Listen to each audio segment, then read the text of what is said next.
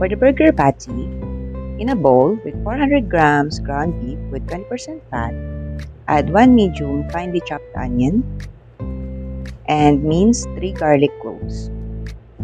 Add 1 egg yolk and about 1 tablespoon Worcestershire sauce or soy sauce can be an alternative. Mix them well. Scoop with a spoon and form a circle. Place in a clean container and cover. Chill for 1 hour or can be kept frozen up to 3 months.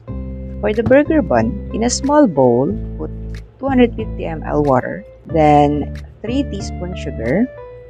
Add also 3 tablespoons powdered milk, 1 teaspoon salt, and 1.5 tablespoon yeast.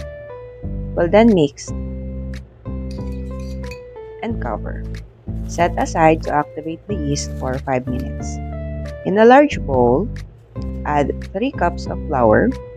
Make an indentation in the middle. Then, pour the yeast mixture. Add 1 egg and half cup of vegetable oil. Mix to form a soft dough. Then, knead until soft and elastic. About 3 to 5 minutes, divide into 5 portions. Shape into a ball. Put each into a small separate bowl. Make a small indentation. For the food color. This food color is the same one we use in making icing and is not harmful to our health. Knead each to blend colors to the dough. Then spray with butter and cover with cling wrap. Let rise for 1 hour.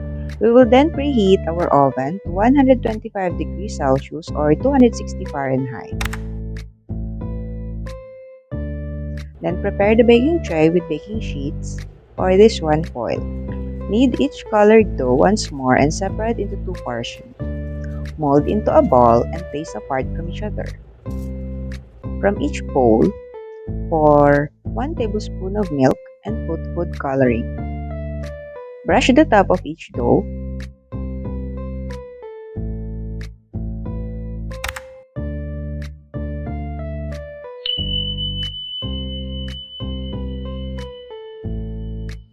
Then sprinkle sesame seeds and chia seeds. Bake for 30 minutes.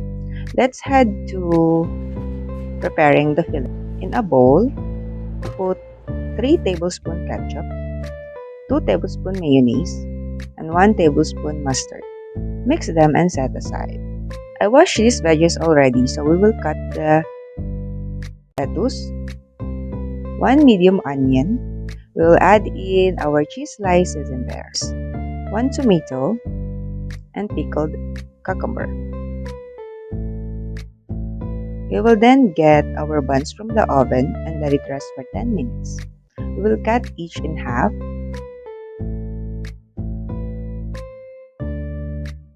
And then butter the inner sides.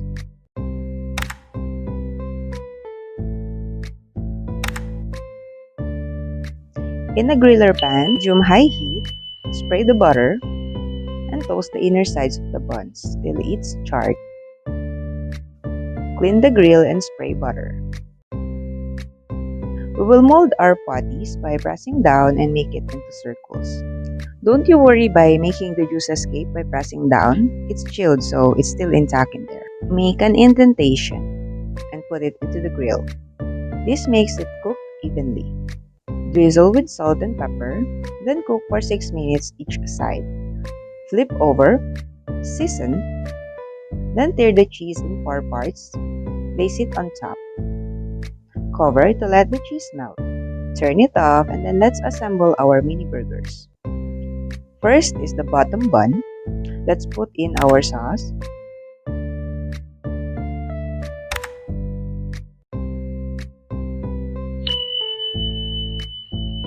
We'll place the lettuce, onion, tomato, pickled cucumber, then drizzle with salt. Place the patty on top and the bun.